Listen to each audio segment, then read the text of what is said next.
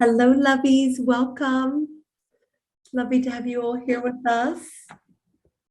Oh, welcome, loves. Well, Alex and I are so happy to be here with you all at this time of Bealtaine. But it really is so much more than the Bealtaine energy that we're in right now.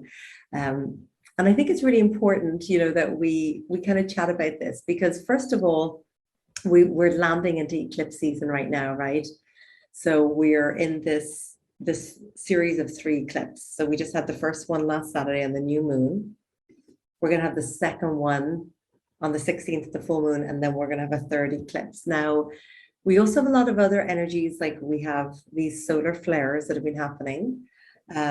We are now moving right into Mercury retrograde. We're in the pre, and then we're at this beautiful, beautiful, powerful time of Bealtaine, right?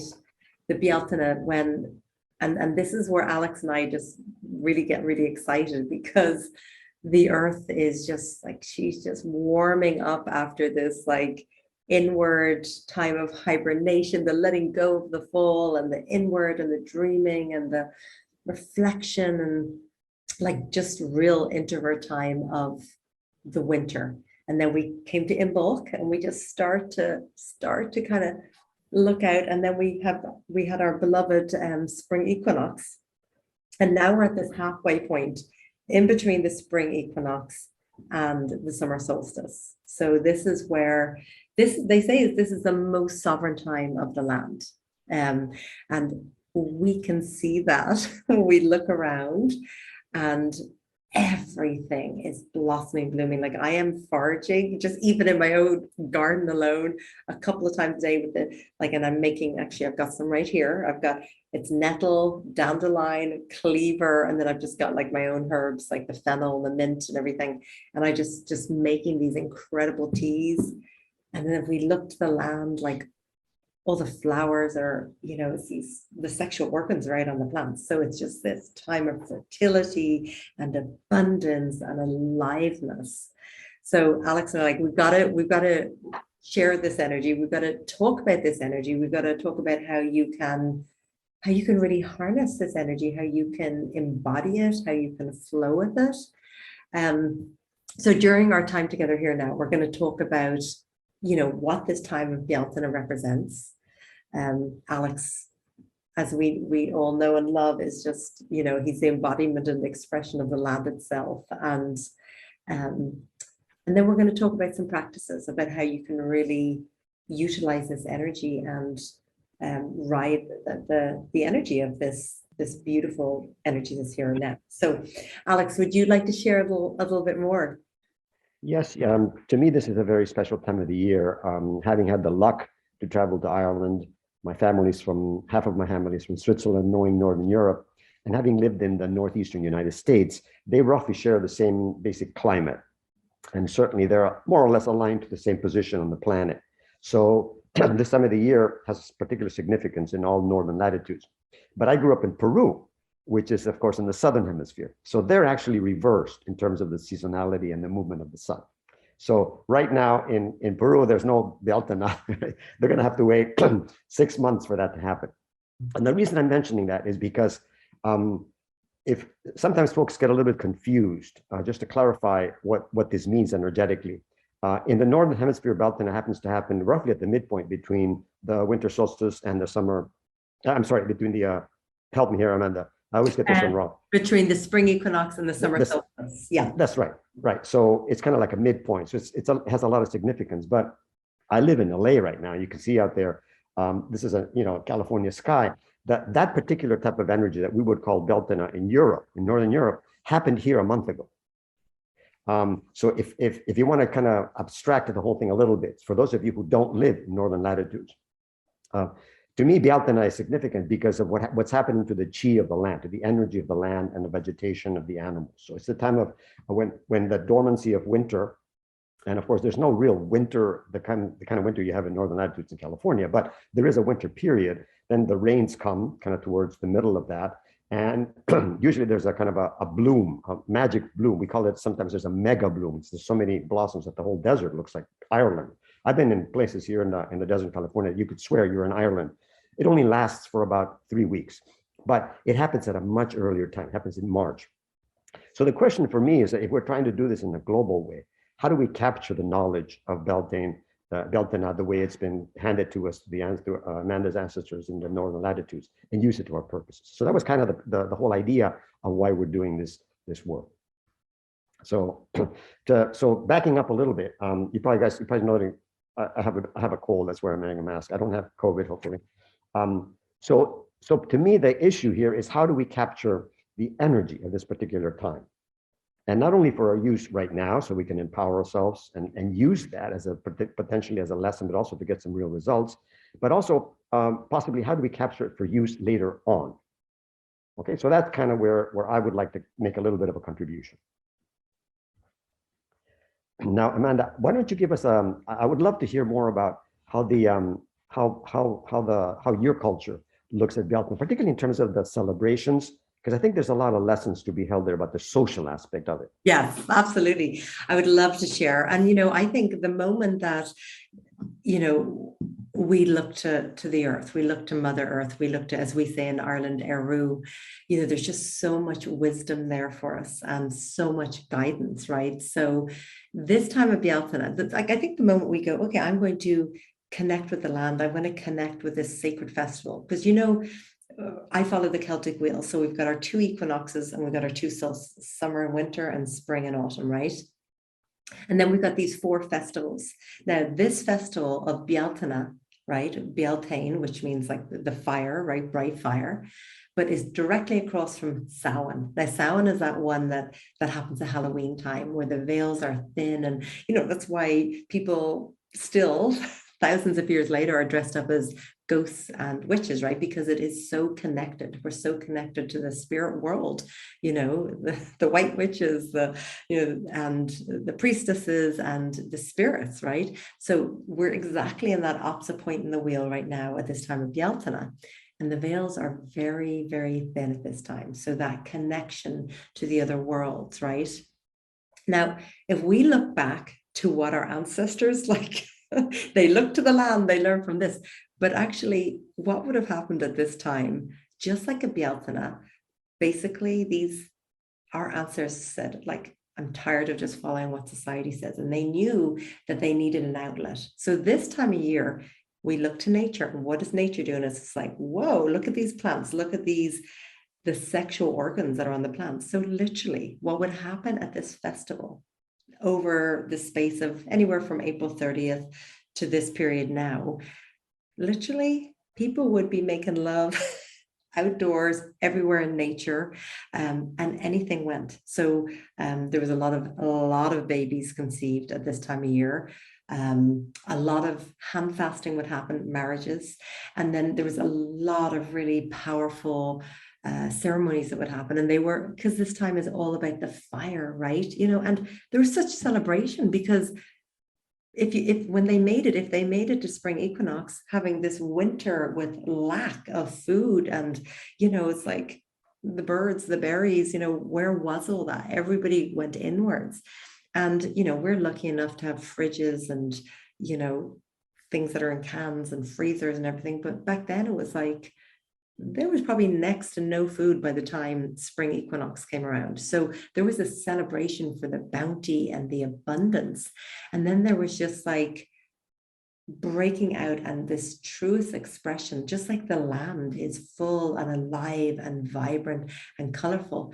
It would be like an expression of your inner wild woman, your inner wild man, and just that full expression of who you are, fertile.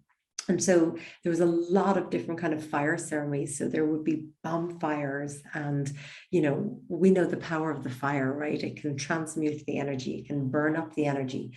So like couples would jump over the bonfires because it would kind of like burn away, anything that the couple wanted to release.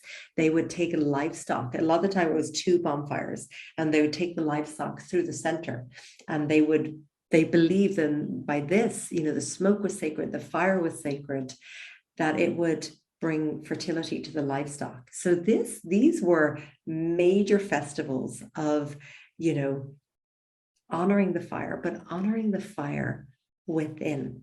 And so looking to the land, and what is the land doing? Well, the land is honoring that sovereignty. It's honoring the wellness. Like if I don't go near my garden for a moment, the grass has grown like, you know, just inches in moments. So it's just honoring that growth, honoring that expansion, that beauty, that abundance, and kind of breaking out of what society tells us should be and shouldn't be. So that's a lot of what the Bealtaine energy is all about. It's about honoring what is alive in you. So that's one question that the land is asking of us, that spirit, our ancestors are asking of us, like, what were the seeds that you planted over that long, dark winter? What were those intentions that you set? And now is the time for you to bring them into fruition, or allow, or to align with those really deepest heart's desires. So that's some really powerful reflection, because, you know, and of course, I love what Alex brought up, you know, wherever you are in the world right now, like if you're on the southern hemisphere, you know, it's you're going to that Samhain energy. But needless to say, even at this time of Bealtaine, we can be having our own winter solstice where we need to take that time to go inwards. And then that's the beauty of us really tuning in with the energy of the land and what is happening with her right now. Yeah, thanks.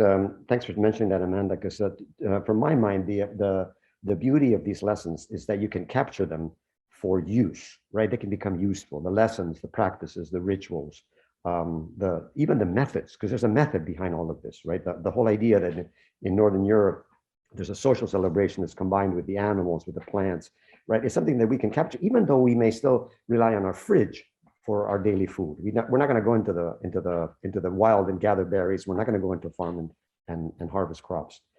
So there's two questions from my mind on a practical level.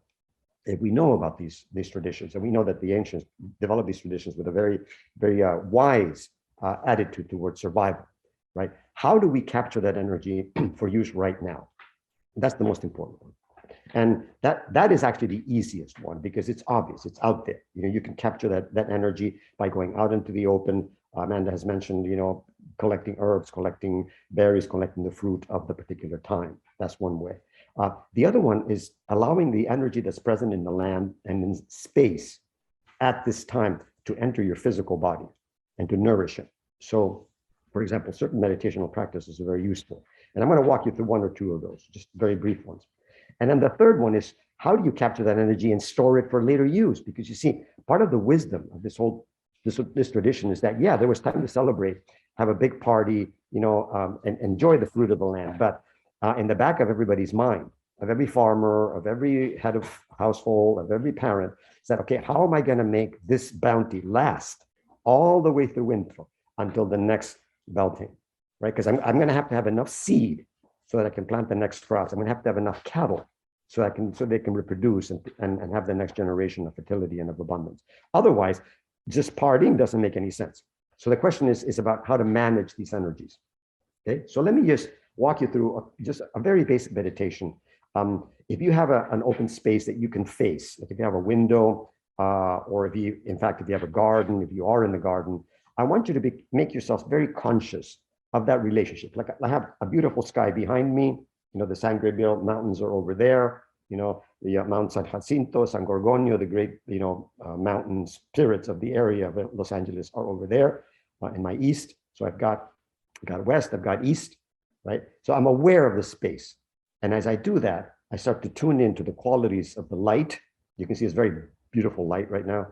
There's a certain quality of humidity in the air, also because of the time of year. In Northern California, that's important. It's also important anywhere. And as you slowly make yourself aware of that, you allow your entire physical body to become more and more aware of that relationship of you to space and to the natural world. Because that energy is present in the natural world. This is chi of the land, of the planet. And you want to capture it. And there's 2 or 3 places that you want to place it in. Okay, so let me walk you through the meditation. So I want to invite you to close your eyes. Now that you're aware of the space around you and the potential for an outdoor experience, even though you may be indoors, taking a deep breath, cleansing your system. Taking a second breath is a little bit deeper and perhaps longer, particularly on the exhalation, so you eliminate toxins that have been accumulating. Let's say they're the toxins of all of that winter that's about to end right now.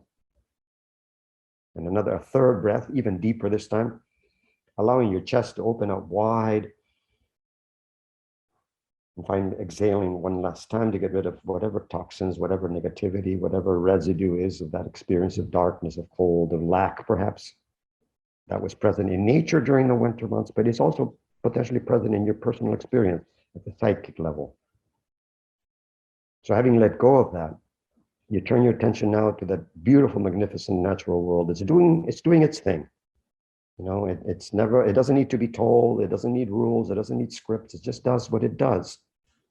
And in that naturalness of the growth of chi energy, of that yangness of the energy of this particular time of year, I want you to allow that energy, visualize it perhaps as fire or heat, to enter you in the chest, the entire chest, the whole chest cavity, from your midriff up all the way up to your neck.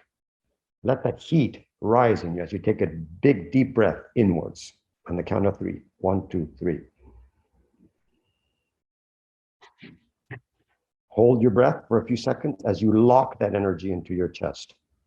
So that energy now becomes captured, becomes held. It's like a reservoir, like a little cauldron. And then you let go. But that warmth, that yang chi energy of vibrational force, of creative power, of reproductive power, of creativity, of joyfulness is still inside of you.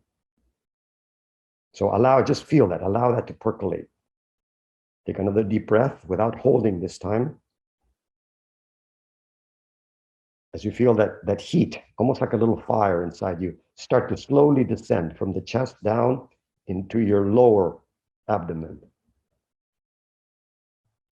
Many of you know already probably about the hara, the dantian, the energy center of the body, which is roughly behind and a little bit below your belly button.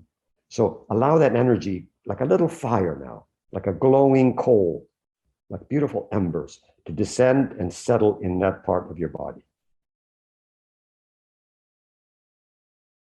In many Buddhist paintings, of course, this is represented graphically as a little fire in the dantian, in the hara point. And it's that fire that allows you to be vital, to be dynamic, to have enthusiasm, to connect to divinity, to connect to people, to connect to the world around you, to be useful.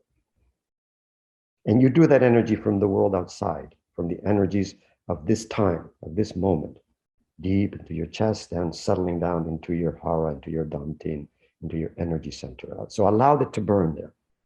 Take a deep breath, almost like a bellows. As you breathe in oxygen, watch that coal burn brighter, burn deeper, more intensely, with a perhaps redder, more golden color. And then you let go. And breathe in again. Each time that fire burns more brightly. It doesn't grow in size necessarily, but it's brighter, it's more refined, it's more pure. It's actually more connected to your personal intention, to the reason why your spirit incarnated in earth and why you made an agreement between yourself and your ancestors, your descendants, the people around you, the people you serve, the people you love. And of course, the natural world. One more breath. As those bellows make that fire even cleaner, more precise, more profound. And then finally, a last breath out.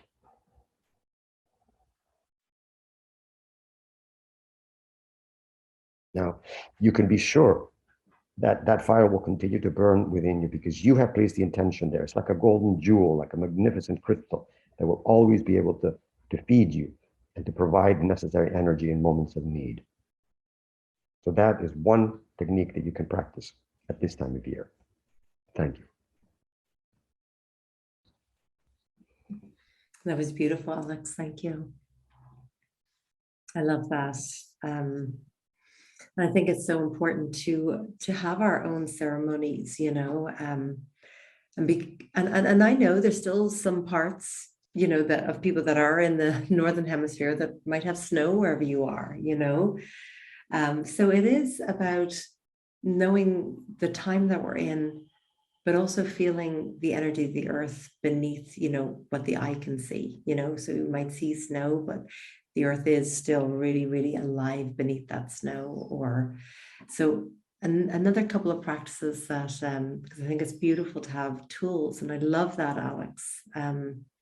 And I love that we can do that if we're on the 100th floor of an apartment, or we can sit outside in our garden, you know, wherever it may be.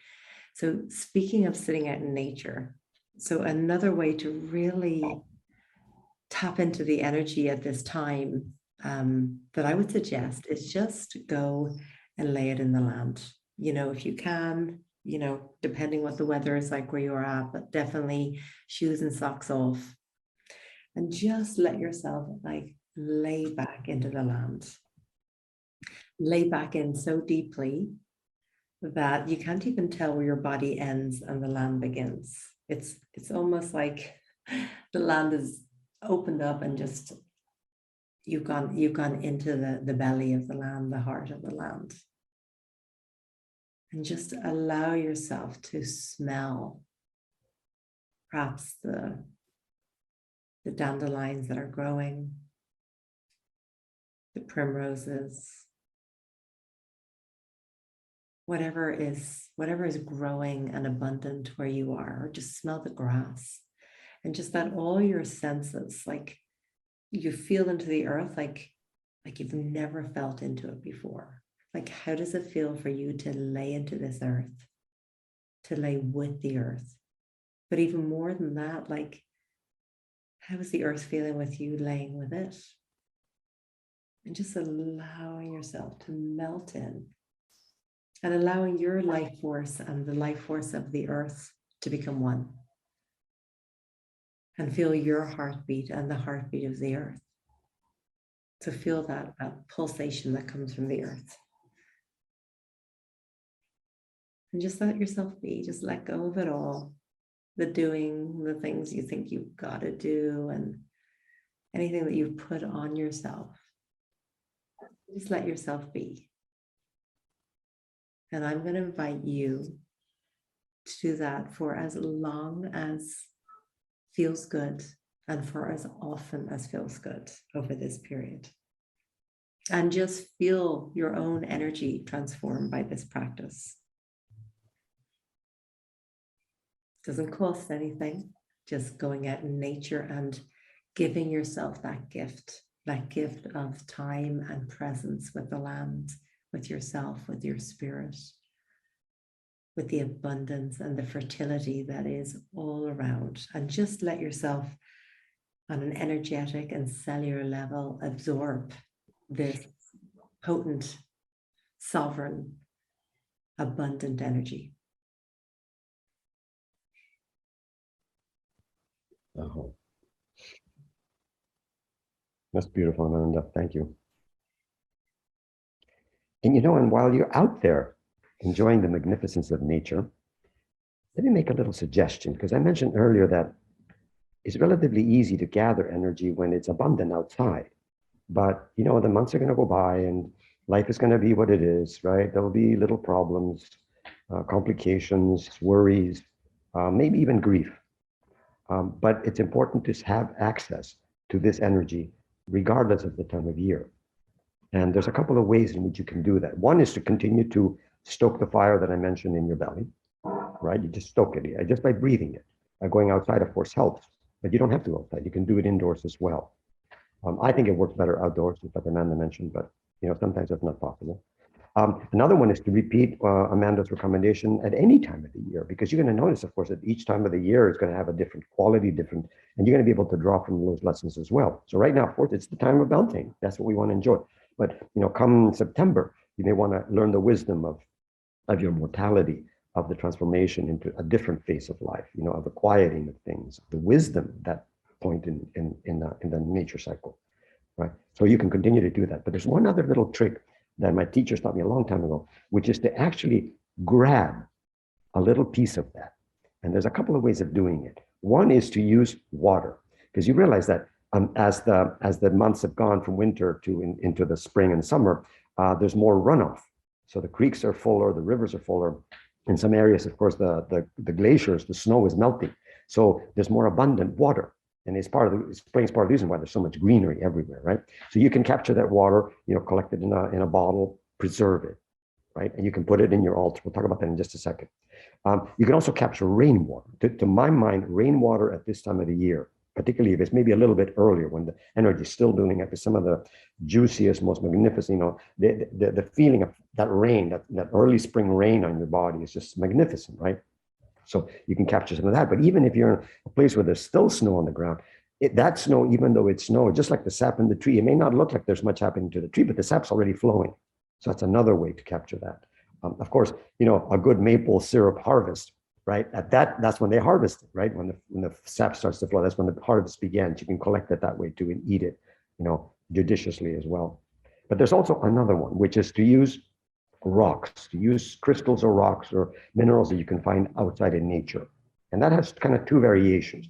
One is to simply go for a walk and then let one of those rocks that's sitting out there that you've seen a million times on your walk come to you and speak to you and tell you that they want to be taken with you as a gift from nature so that you can have some of that energy of this time of year for use later on, right? In the culture of Peru where I grew up, there's an interesting word for this activity, for this cultural thing. We call a rock that speaks to you and wants to be taken as a kuya, Kuya, kuya, right? And kuya is an interesting word because akuyek is the highest level of achievement in the spiritual practice, right? It's the person who has developed their spiritual knowledge so high that they are like exalted, right? They're at the highest level of spiritual knowledge. Akuyek, and the word kuya is right in there, right? Another interesting thing about that word is that when people in the Andes talk about love, they use two verbs. We only have one verb for love, which is love, to love. But in the Andes, they have munai, which is the love you share for others, for your family, or maybe for your cattle or for your land. And then kuyai, which is again that same word, kuyai, which is the love that you share for rocks, mineral outcroppings, and large mountains that are primarily, of course, in the Andes, granite or basalt. So rock and a crystal have the capacity to hold that energy and capture it for a very long time. So one thing that you can do, if you don't have access to the water I mentioned before or rain, is to go for a walk in nature and ask for that rock to show itself. Then you take that rock, and with the same meditation that I mentioned earlier of collecting energy into it, capturing that energy with your intention, with your love, and with the gratitude that you now have like a little tiny bank account, like a little a source of this energy. You can place it next to your belly button and allow that to meld with the fire that I mentioned earlier. And now that rock will contain that energy and be useful to you for a very long time. And certainly at least until the next Beltane season. So when you have a moment of doubt, when you have a moment where you feel your physical energy is low, when somebody else needs that physical energy or that enthusiasm, that expansion of energy that comes with this time of year, you can pull out that crystal, that rock, place it on their belly button, on your belly button, and allow that energy to just percolate into the body. So you're doing healing of a very high order through the vehicle of nature and the Great Mother who has gifted you with this particular instrument, this kuya, this act of love from nature to you, and the reciprocal understanding that you love nature and are grateful for that particular relationship. Okay. That was beautiful. And I can really feel the power of just having that rock with you, and how it has the ability to hold that energy and to share it with you when you feel it, that you need it at that time. It's beautiful. Thank you. And a little footnote, Amanda, is that if you do bonfires, of course, they're very common at this time of year. Sometimes there are rocks that end up in the bonfire, and in some cultures they actually heat the rocks and they're part of the bonfire. They lay the groundwork of the four directions and so on. So those rocks are particularly blessed because they've gone not just captured the energy of the existing time of year, but also the energy of the fire that was a celebration of that energy, as well as the gratitude and the love of the whole entire community. And so you can, judiciously, with permission of the nature spirits and and your elders, take a rock for your particular use as well. And that rock can be used next year to seed the next fire. So these things can become very, there's a whole historic line, there's a whole traditional line that you can start to tap into that is also part of this work. It's very beautiful. I love that. So the rock that symbolizes the community and the celebration and the joy and all of that energy. And, we're talking a lot about the land and how we can connect with the land in this way and harness this energy. And then, of course, what do we want to do? We want to bring that energy inside our homes as well, inside our spaces. So our home is filled with that bounty and fertility and creativity and joy. And so, Alex and I talk about this a lot, though, creating an altar in our space. And this can just be an altar that is present with you now at this time. And this altar, you can weave in all of your intentions for this time. So the main colors, for this time of year are the yellows and the reds, like the fire colors. So if you were to create a very simple altar for yourself, you might look outside. Like we have gorse. It's a really prickly plant, but it's vibrant yellow, and the hedgerows are covered in it right now. And it smells like coconuts. Like, it's amazing. But you can eat the flowers, but they're just these vibrant yellow. We have tons and tons of primrose. The hawthorns are flowering right now, like all the blossoms are flowering, right? There's the dandelions, there's the marigolds, all these beautiful yellow, the tulips, the daffodils are kind of more of the spring equinox. So what I'm going to invite you to do is create an altar, like bring this energy inside and create an altar for yourself. So or you could create, for the men and the women, like some kind of a fairy crown, a flower crown that you wear. And like, as you create it, or as you set up your altar, you set it up with the intentions of what that energy that you're bringing into your home. And, and to be mindful, because there's a lot of energy at this time, right? A lot of energy with all that we're talking about with the eclipse season. And so even though there's a lot of heat and there's a lot of fire, it's really, really important to be really kind and gentle with yourself at this time, because this is a time when we're in this eclipse season. And of course, like it's a portal. It's a time of great healing. It's a time of transformation. It's a time of things that aren't in alignment in your life, perhaps coming to an end. So if there's a job or relationship, a home, whatever it may be, a lot of people might be experiencing heightened energies, heightened emotions of your own, right? But then all of those that you're interacting with your day-to-day life. So it's really, really important, more than anything, with these practices that Alex and I are speaking to, because when we deeply connect with the land like that, it allows us to be really centered and really grounded. Because when we're at a time where the energy and the cosmos, and there's a lot of energy, we really need to keep ourselves grounded. So we're really, really clear in our truth. And we're clear when stuff does come up, that we allow ourselves to process, to move through it, but also to be really clear of, this is my stuff and this is something I need to work on, or actually, this is your stuff, it's not my stuff. And that's really important, because everybody's going through their awakening at this time, or their whatever is coming up. So I just want to speak to being really working on that grounding practice over this time, but also being really compassionate and gentle with yourselves, because when the energy is high and the passion and the fire is really present, actually, more than anything, we need to ground down, right? We really need to come from that place. So bringing that energy in a really soft and beautiful and gentle way inside our spaces is gorgeous. So it could be, as I mentioned, creating some kind of an altar. And of course, we want to bring the candle, right? So, we're talking about elaborate bonfires and stuff, but we can work with the fire energy just with the candle. Absolutely. Work with the flame, the fire, the divination. The fire has the ability to transmute, to burn, and to activate energies that we're ready to step into. So just by consciously choosing to create an altar and consciously choosing to light that candle on your altar, you have activated that fire element. You have activated that flame energy. And it could be as simple as bringing in some of these beautiful flowers or whatever that abundance is when you go out into nature, whatever that is, and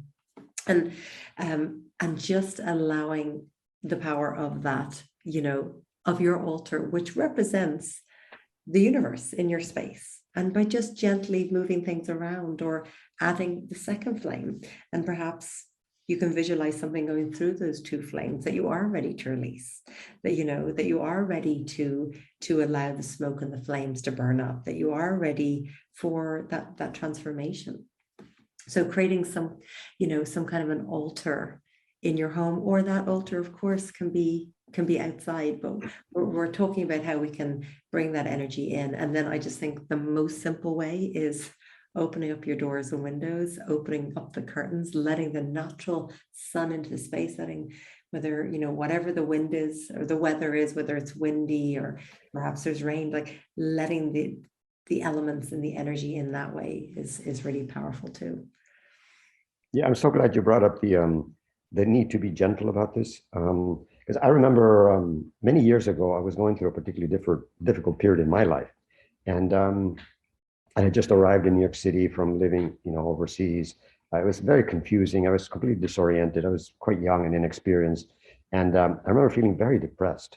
And it got worse as the seasons moved into spring, because everybody was outdoor, Central Park in New York City. Oh my God, everybody's enjoying playing frisbee, the dogs, rollerblades were big then. But I felt like I didn't belong, like I wasn't part of that. So it kind of it took me deeper into a state of depression and worry, and for myself. And I was alone. So it's important to understand that. And I didn't understand at that time that the help that I needed to overcome that period of lack, of need, in fact, was sitting right outside. I didn't know at that time that I could go to Central Park, even in New York City, a big, crazy, high density city, and just lay down on one of those magnificent rocks they have in Central Park. There's so many beautiful, oaks and elms and trees. I could have done it, but I didn't know enough.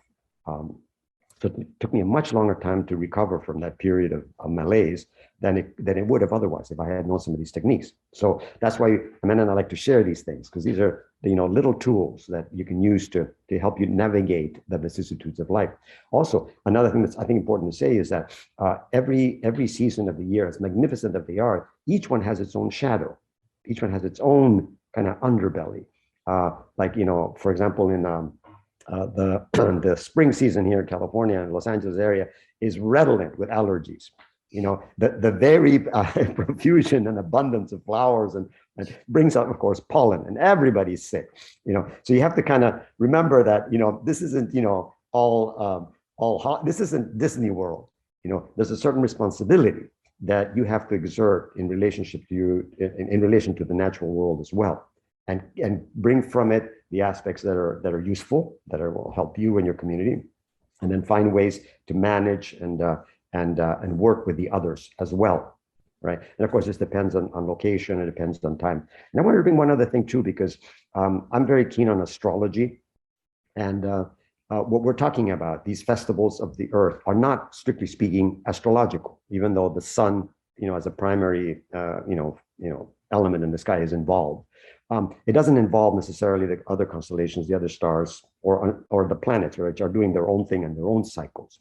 So it is possible that even though the yang energy, the magnificent, splendid energy of spring, of Beltane is active right now, there could be influences coming from a different quarter of reality that are undermining that, right? So it's important to understand that there may be a need to complement your knowledge of something like Beltane with additional tools that have to do with the other aspects of reality that are, remember, everything is interwoven. We live in a matrix. It's like a giant spider web, and each one of these little threads has a little linkage to something else, and they all meet somewhere, and you're at the center, right? So you have control. You can pull the strings. You can manage and massage the reality around you, but you need to be aware of it.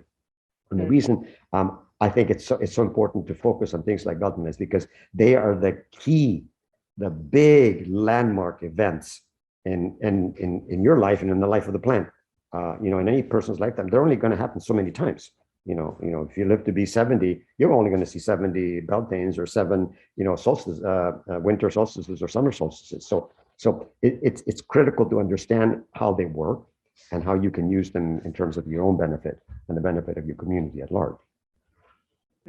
Beautifully said, beautifully. And thank you for sharing that as well, Alex. And that's where I think no matter what the time of year is, it's not about comparing, because you might see people being more outward, being more extrovert. And I think it's important to acknowledge how the past couple of years have been challenging for many and for all sorts of different aspects. It's shown up as a stressful, time or hard time for many in different ways. And now it's like, okay, the world's opening back up, but then people's nervous systems, and, it's like, sometimes it's like, if you've ever had a time where you're super, super busy and, you keep going and then you stop, and the minute you stop, you get the flu, you get the cold or whatever it is. Right.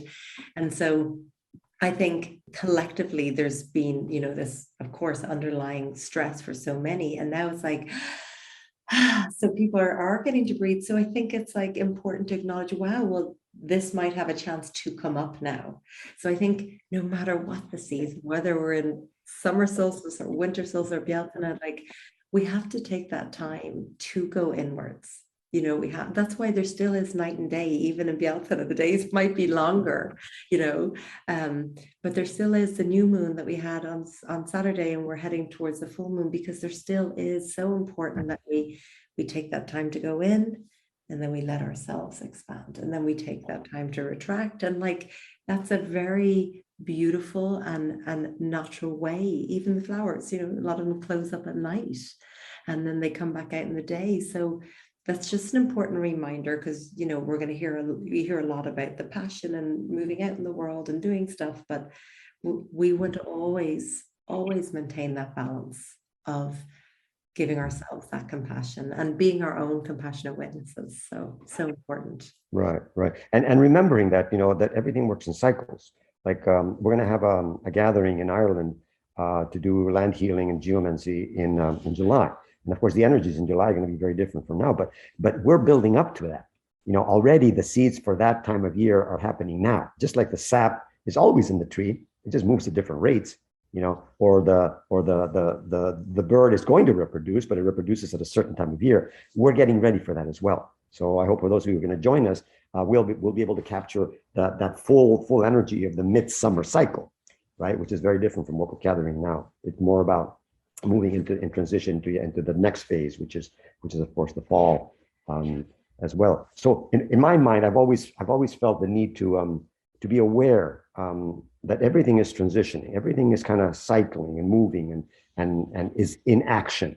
It's not about rigid benchmark. I mean, we have to celebrate the benchmarks, of course, because that makes it real, and we can have a party, right? People love partying. But there's also the kind of undulating effect that's happening, just like it's happening in your body on a daily basis, on a monthly basis, particularly if you're a woman, on a yearly basis as you age. So these are all interlocking cycles, like a magnificent clock with all these little wheels, each one contributing its own little thing to the kind of general well-being. But at the center of the whole thing, of course, is your consciousness. Your awareness of what's going on is critical, and that's why I think what Amanda has said about Beltane in Ireland is so useful as a lesson, because it tells us of a well-developed tradition, fully established over thousands of years, that honors a particular aspect of reality. So thank you, Amanda. Thank you, Alex, and thank you for bringing up this beautiful retreat that we're going to be leading. And it really is, it's right in between the summer solstice and Lunasa, right? So it is that really sovereign time. So Alex and I would love to extend an invitation out to you to join us for this live retreat. It's been 3 years since we've had something in person. So I'm really looking forward for all of us to be together, creating sacred space, just that deep union with the land and with each other and with this, with the spirit world, and to really deepen our practices. So it's going to be a retreat, but also a certification to learn about land healing and land clearing and dowsing. And we're going to go to some of what I really feel are some of the most powerful sacred beautiful sites in Ireland that are built right on the ley lines that do connect us with all these sacred sites all around the world. And so we're going to go deep into the energies and how to open up your own energy field when you go onto these sites, and how to, you know, really harness the energy of these powerful sites, how to work with these energies, how to understand these energies. And then we're going to go into a real practical side on the retreat as well, where we're actually going to go to a couple of homes and do like the A through Z of land clearing, you know, the practical steps. We're going to do water ceremonies and fire ceremonies and visit sacred wells and fairy forests and all sorts. So Alex and I really want to take this time to connect with you all and just officially invite you to be with us. You know, I'm excited. We finally get to be together, right? I know, it's about time. My God, you know, every year we were wishing and then postponing, wishing and postponing. So this is it. For me, this gathering is really about empowerment, both on the aspect in terms of your knowledge, but also on a personal level. Because these sites are places where people went for power, you know, to kind of gather power, to refine power, and to make themselves more useful, more capable of work, more capable of, you know, of helping their communities, their societies, and also how to refine their own internal energies.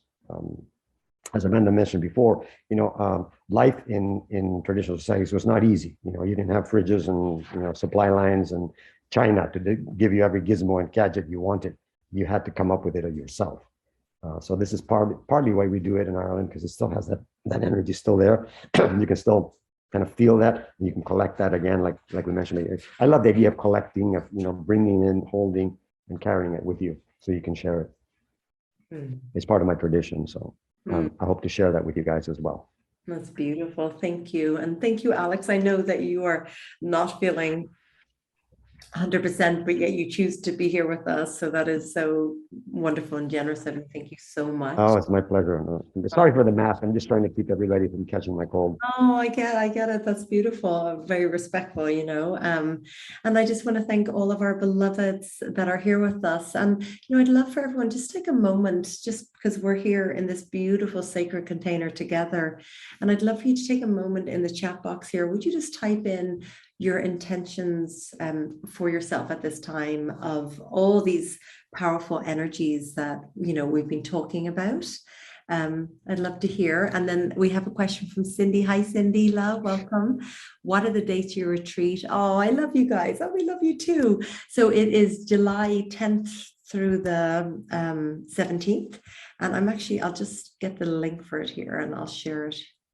I'll share it here in the chat box where you put that. So it's the 10th to the 17th. There we go. I'm just going to come over back into the chat box.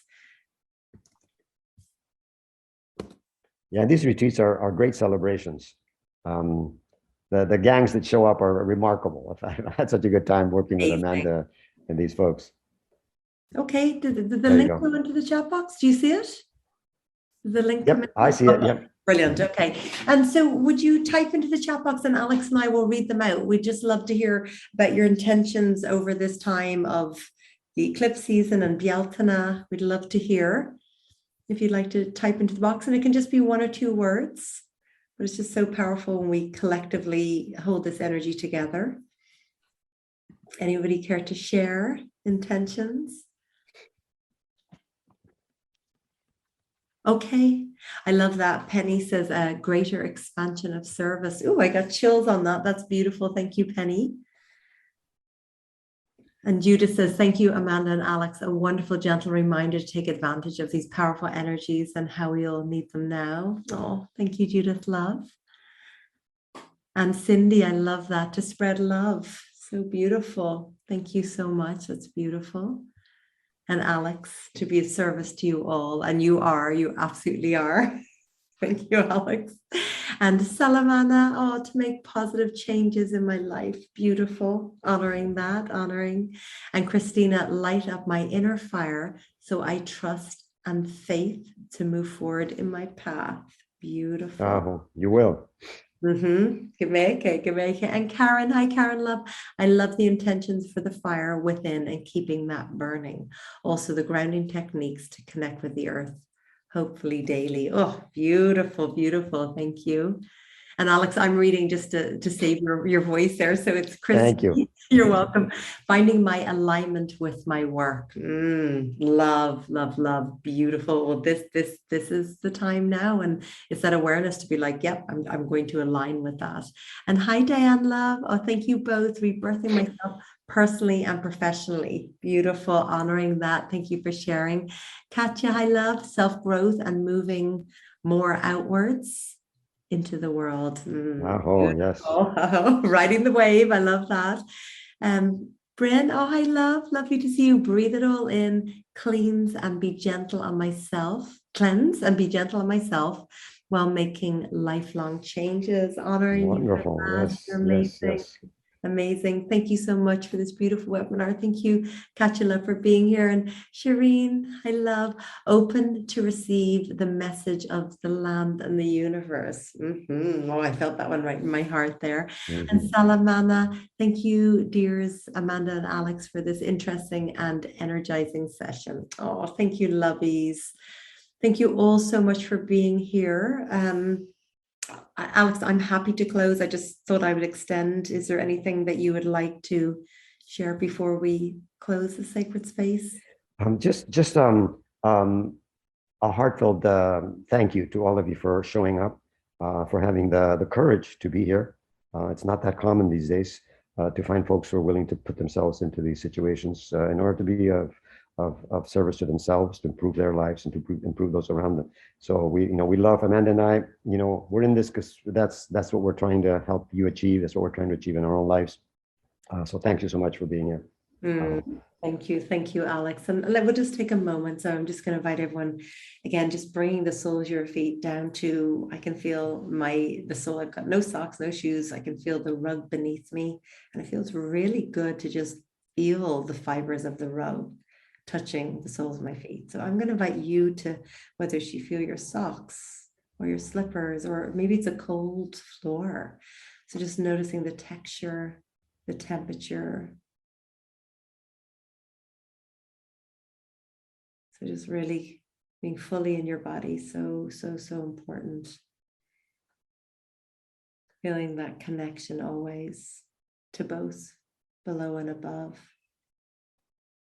To the north, the east, the south, and the west. So just feeling that connection.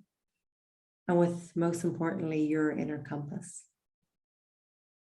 So floating your hands up to your heart and just breathing into the palms of your hands, into your heart with all those beautiful intentions that you've set.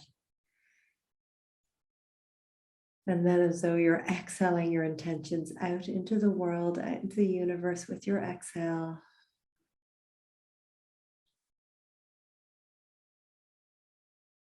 And just absolutely honoring your beautiful, magnificent, sacred selves.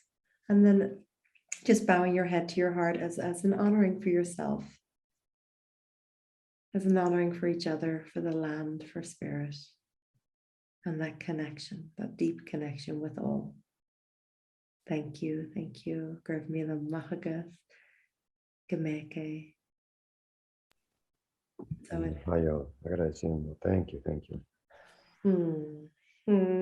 Thank you, lovies. Thank you all so much for being here. Beautiful to share sacred space. Oh, thank you, lovies. Okay, take care. Bye, loves. Be well. Bye-bye. Beloveds, connect with me at joinamandasophia.com to carry on this powerful conversation together and enjoy tons of other amazing episodes. Did you enjoy this podcast? If so, please subscribe and leave me a 5-star review. If you think your friends will benefit, I'd be honored if you share with them. I invite you to visit joinamandasophia.com and download valuable freebies I made to enhance your Feng Shui journey. Thank you so much for listening. I am sending so much love your way.